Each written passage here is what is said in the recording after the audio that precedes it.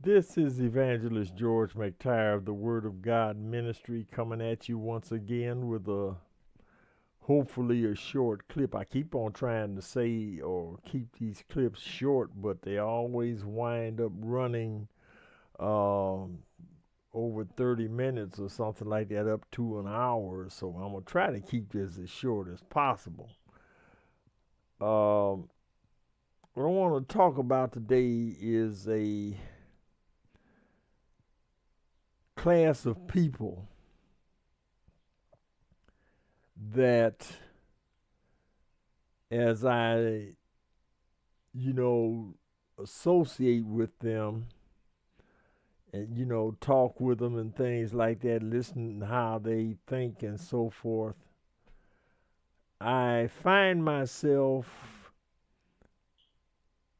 even though I never have actually experienced it, I find myself uh, kind of relating back to the experiences of what I would consider our darkest part of our history as a race of black Americans in this country, and that is during the times of slavery.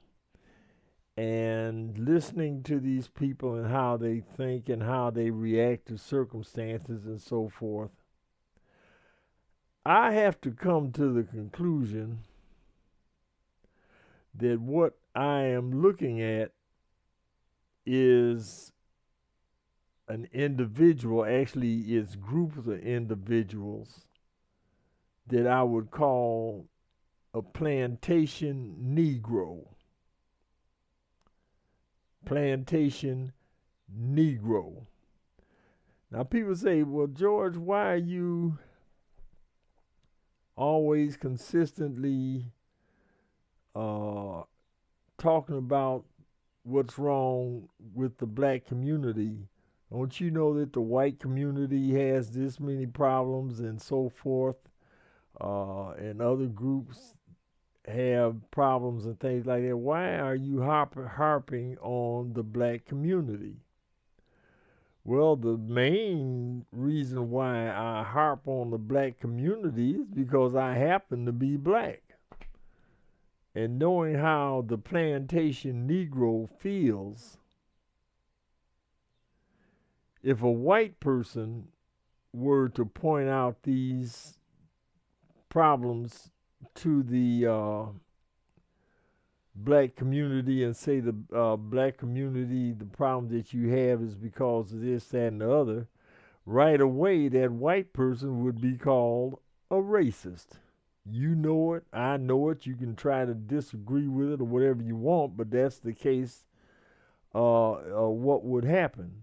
That is one of the characteristics of the plantation Negro, which I will get into in a minute. But then too, then the people say, well, because you black and you so much down on the black community, you must be a Uncle Tom or you are a Sambo or some other name like that.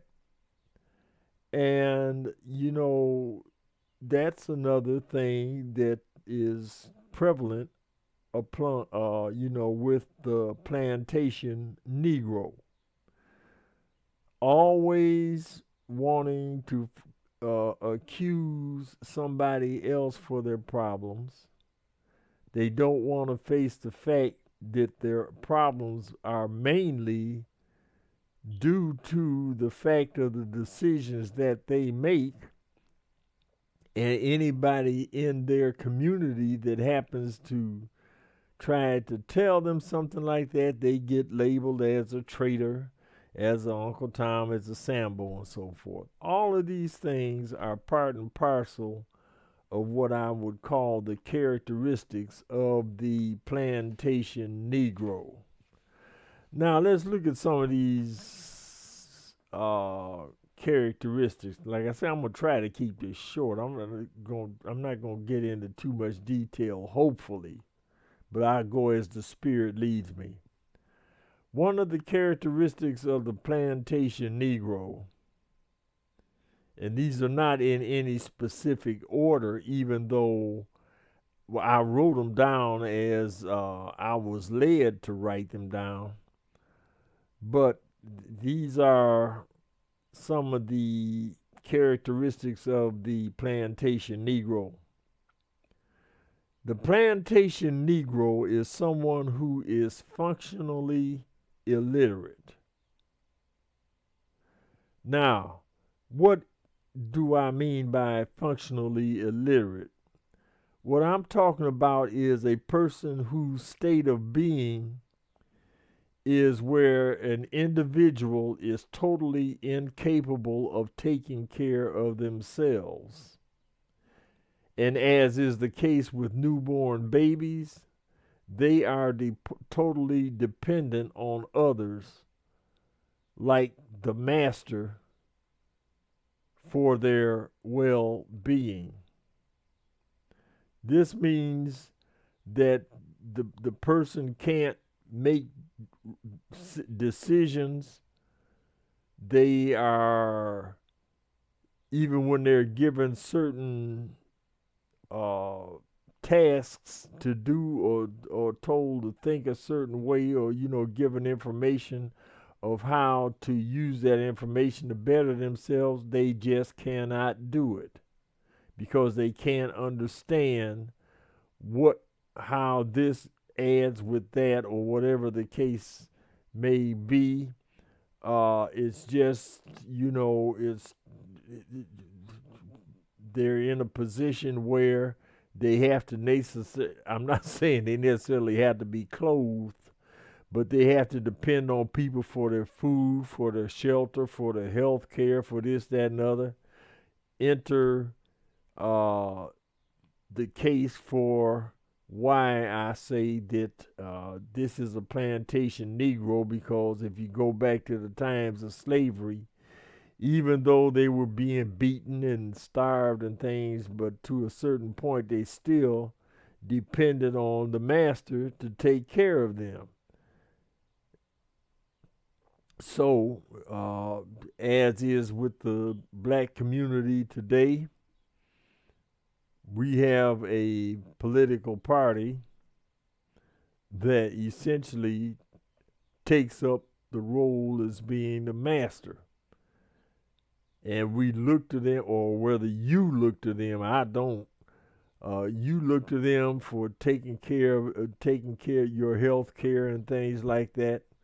Every time campaign season runs around, they come to the black community and tell us what they're going to do for us in this area and that area, and that the other party, if you look at them, well, I'll get into that anyway. But the bottom line is, because of this particular characteristic right here, this is why the black community is so, I won't say indebted, but so rooted and grounded in the Democratic Party, because that's all they know, because they are incapable of dealing with,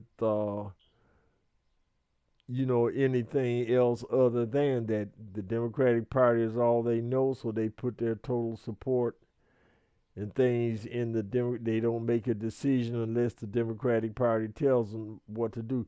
Well, I'll get into that anyway as I go on this. All right, the next characteristic is the plantation Negro believes everything that they are told by the master without question. That goes back to what I was just explaining to you a few seconds ago, and that is, they don't, this is, like I said, this is a state of being where an individual makes a decision based on what they are told by the master, irrespective of the evidence that proves something different. This goes back to with functional illiteracy, because even if there's evidence all around you proving something different than what you're being told by the master, which in this case is the Democratic Party, you tend to believe what the master tells you, even though the evidence shows something different. Now, one of the things that I engage with a lot of people about in our community is the case of the so-called killing of unarmed black men by police officers, and how that why are we raising so much saying, I mean, it's bad that that happens, but why are we through all going almost to the end of the earth, protesting, standing out with signs, marching, threatening to boycott and picket government buildings, and uh, protest against the police, want everybody to be brought to trial and things, and carrying on for a situation where, if you look at it, instances of white people, including police officers, when it comes down to the numbers of blacks that they have killed, supposedly in the name of racism, irrespective of whether or not the black person might have been doing something that caused them to have to be shot by these white people. We've got, for every one white person that has, or one black person that has been killed by a white person, we've got about 100 cases of blacks killing other blacks, and nobody's saying jack about it. In fact, there's this saying, in the black community about snitching. Snitches get stitches and stuff like that. In other words, you don't snitch on somebody in the black community when you know they've done something wrong. You just don't snitch. Well, hey, if you're gonna take that route, well, see, that goes to show you it's an area where everybody knows that the what the situation is basically, but they don't want to address it, and they have, especially when they have other people coming along telling them, representatives of the master coming along telling them that the case is not that bad, that the same thing is going on in the white community, and that if we're going to it's no worse in our community than it is in the white community, and that's a bald-faced lie. But like I say, the plantation Negro, he, even though the evidence is right there, he can see the evidence, experience the evidence and things, but because the master tells him or her that it's not, that is not the case, then we just let it slide. But that's one of the characteristics of the plantation Negro, is someone that believes everything that they are told by the master without question. Don't want to question them. Which then brings us into the third point, which basically goes along with what I just said a second ago, and that is one of the characteristics, another characteristic of the plantation Negro is someone who is in total fear of punishment for disobeying what the master tells them to do. And that includes tells them how to think, how to react, need to get out and protest or whatever it is.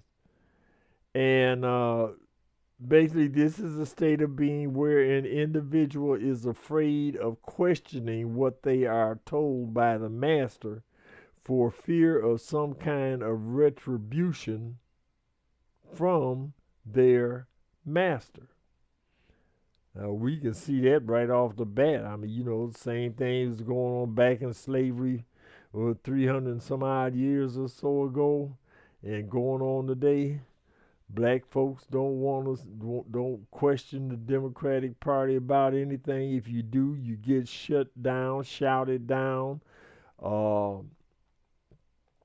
you don't necessarily get threatened with violence from the Democratic Party, but what you get is a scenario where, well, if you don't do what I tell you to do, then you're going to wind up suffering. Your family's going to end up suffering. You're going to do this, that, and the other. You're going to lose this. You're going to lose that, because if you don't choose me or do what I tell you to do and you want to listen to the other side, don't you know that this is going to happen, that's going to happen? This is the thing with this virus. Democrats are trying to tell us to stay in the house, don't go out, don't do this, don't shake hands, don't this, don't that, don't the other. Don't you know that the numbers are showing this, that, and other? In other words, they throwing numbers out at us and carrying on. And just like back in slavery times, master said something, the slaves just obeyed and did what they were told to do without question, because they were afraid, that master was right. And even when slavery was abolished and slaves started trying to leave the plantation, they were being warned, about the danger that was out there. And the best thing for them to do is just to stay on the plantation anyway. And if they happened to go off of the plantation, you had the Ku Klux Klan and other groups out there willing to take them and lynch them and all of that, to instill fear in them, to keep them to stay on the plantation. Well, that's the same thing we have today. Of course, we don't have that many lynchings and things like that, but there's enough going to basically have the individuals think twice, 3 times, and 5 times before they endeavor to go against what the master says and strike out, to see what reality is really like on the other side. So we have that down. That was number 3. The next thing is, another characteristic is someone who is willing to sacrifice their lives for their master.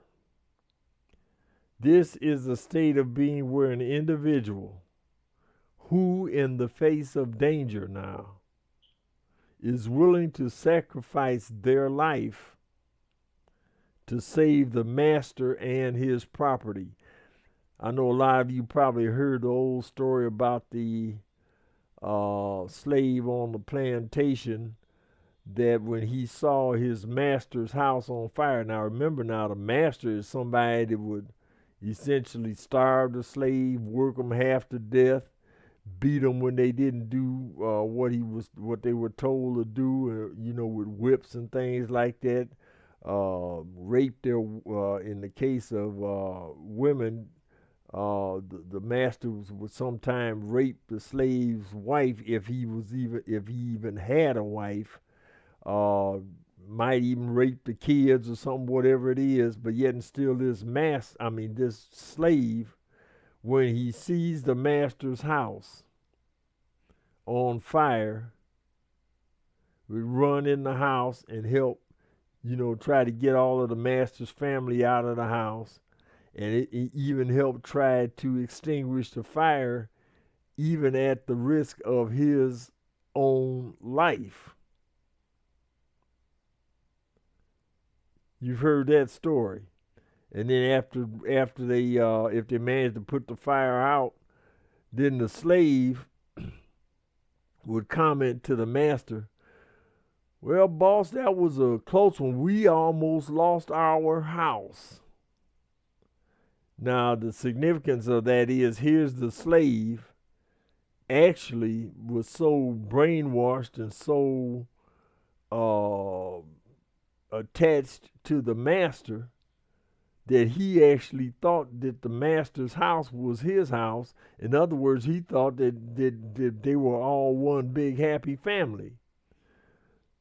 Translate that to today, that's the exact same scenarios that we find ourselves in with the Democratic Party, telling us a lot of things, and then when we look and see that the Democratic Party is in trouble, it's all hands on deck. Everybody comes out to try to save the Democratic Party so that the politicians that are running for office and things can continue to stay in office and pass legislation, which, if you look at it, every bit of legislation that they have passed down through the years has one thing in common, and that is to keep the black community in a position of being virtual slaves to the Democratic Party.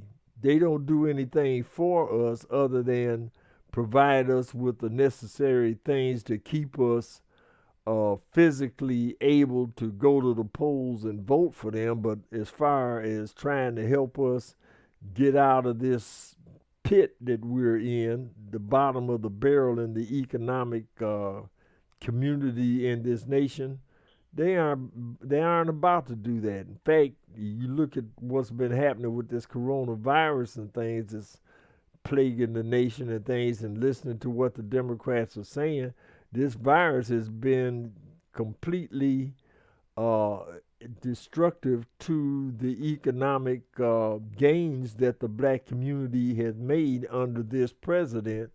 But yet and still we are told by this party that the president is the enemy and that they are our friends, when if you look at what President Trump said when he was running for office, he said, look, y'all been supporting the Democratic Party faithfully for over 50 years, and what has it gotten you?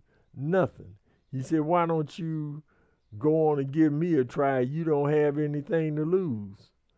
Well, the black community gave him a try, and he backed up what he said. He started doing stuff for the black community where we had the lowest unemployment rate in history.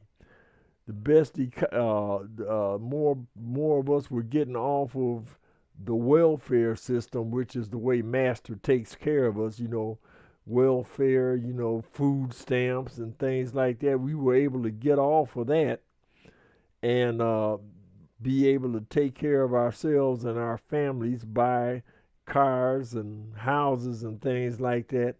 And the Democratic Party's house was starting to burn down, and now all of a sudden this virus comes in, and whammo, everything is basically back to or worse than it was before Trump took office.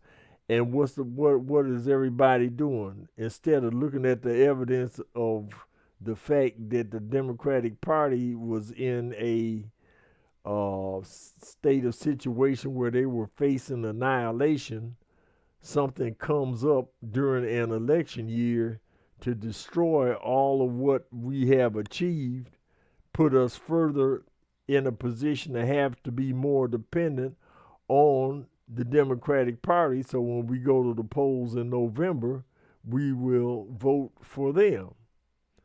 That is, and see, black folks, when you bring this up, the first thing they start talking about the fact that you are Uncle Tom, you are Sambo, don't you know Donald Trump is a racist and all this other stuff. Like I said, that's one of the characteristics of a plantation Negro. You got all the evidence right there in front of you, but you don't know how to utilize it or realize what it is, because first of all, you're functionally illiterate, and secondly, you are in a position where no matter what the evidence says, you're going to listen to what the master tells you or what the Democratic Party tells you. And so therefore, we have these characteristics of what the plantation Negro is or what describes a plantation Negro. So anybody that fits, basically, they're going to have all of these characteristics. It's not like they might have one or two of the characteristics. No, these people have all of these characteristics. Now, the thing is this: about how many or how much of the black community do I say are plantation Negroes? The statistics show that over 90%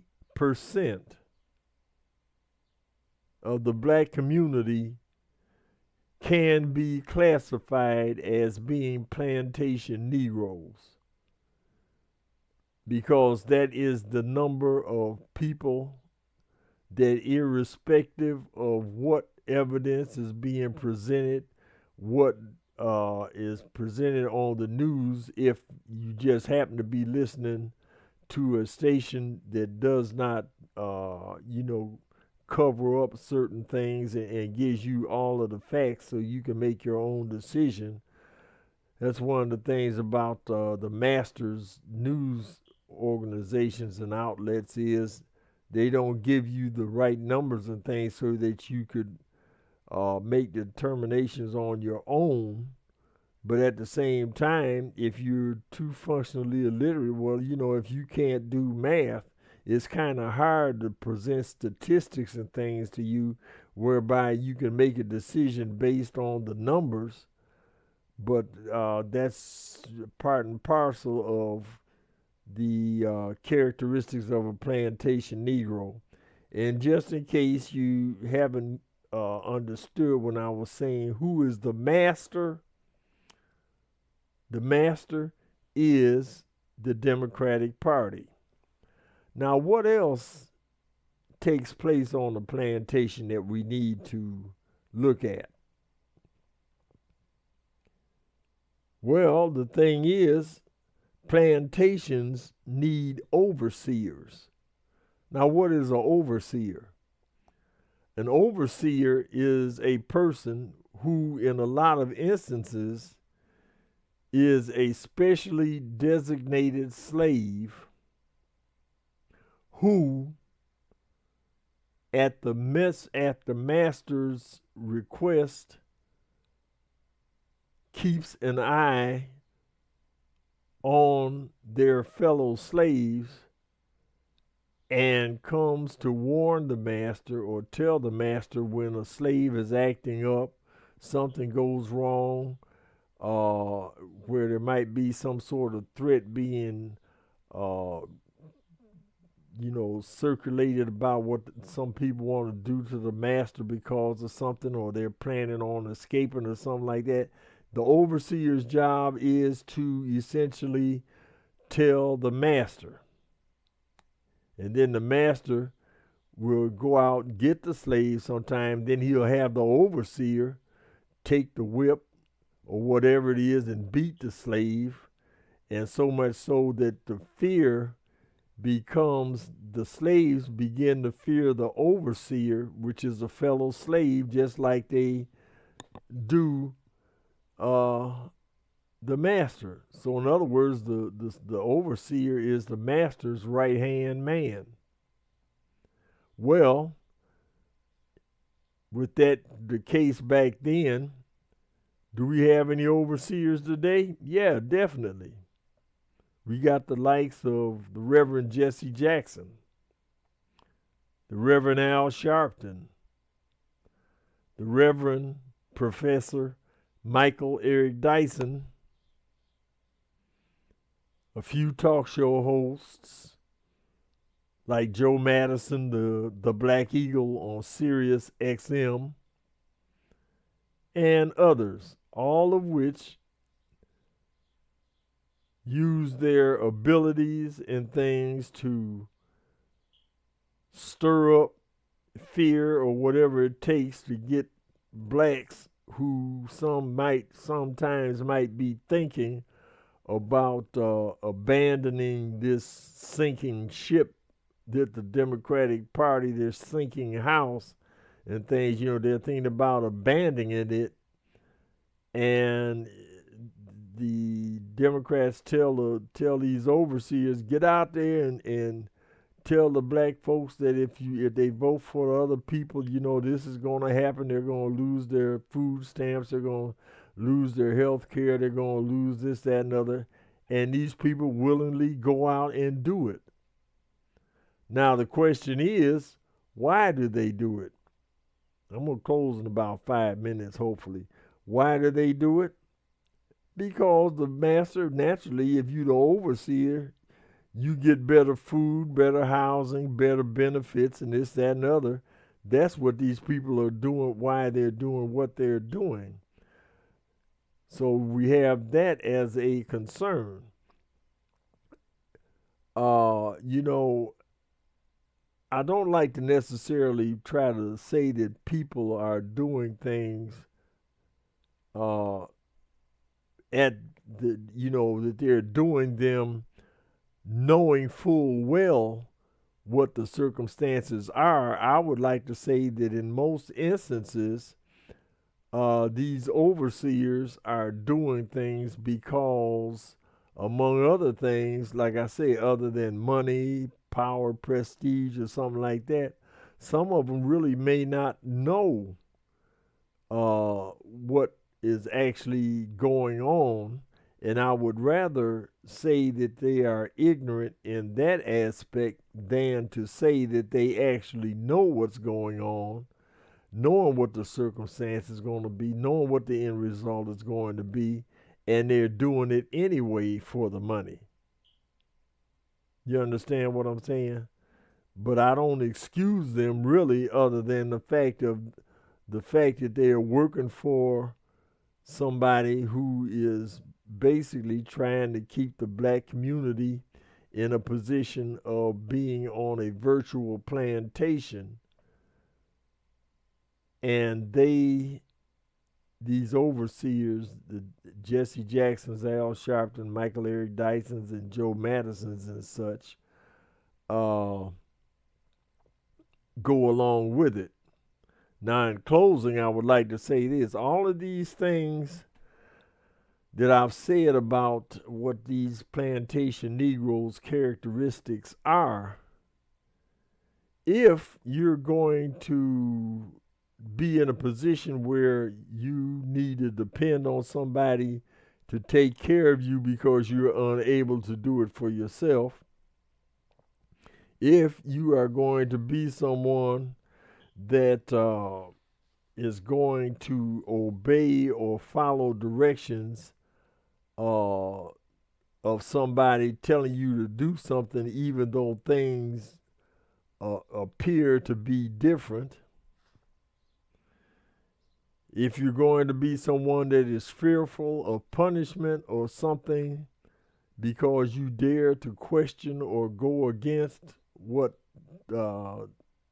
somebody says, if you are willing to sacrifice your life for somebody that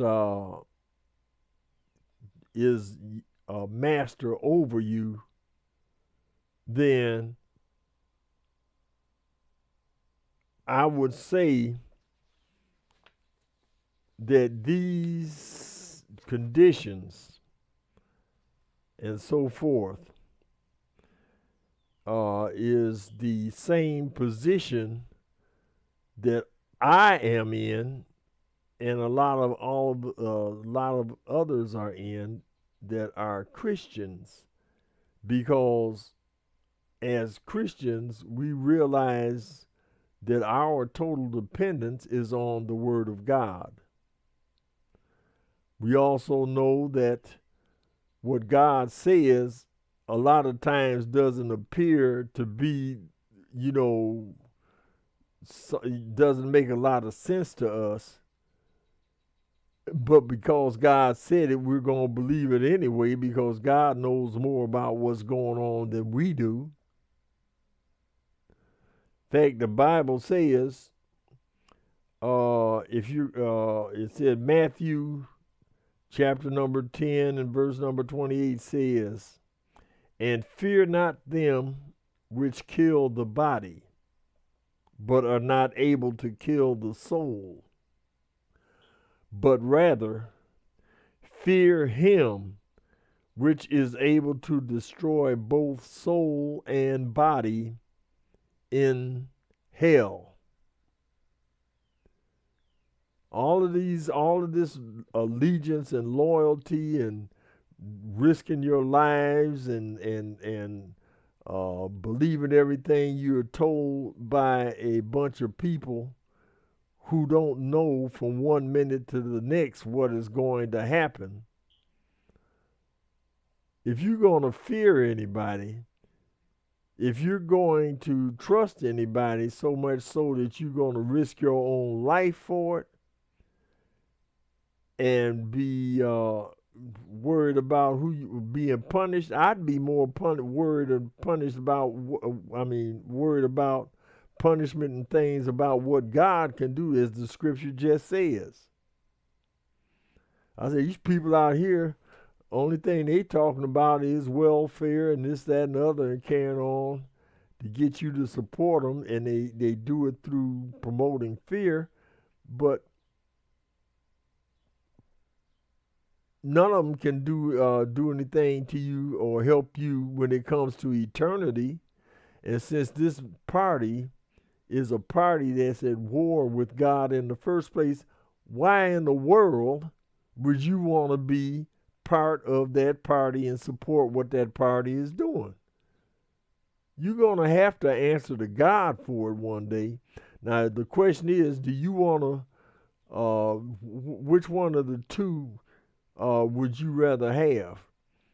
Would you rather have the threat of the fact that your food stamps are going to be taken away, the threat that your Social Security is going to be cut back, the threat of the fact that your family's starving or something like that, or whatever the case may be, and whatever thing else the Democrats can come up to try to scare you into supporting them, knowing that they are at war with God?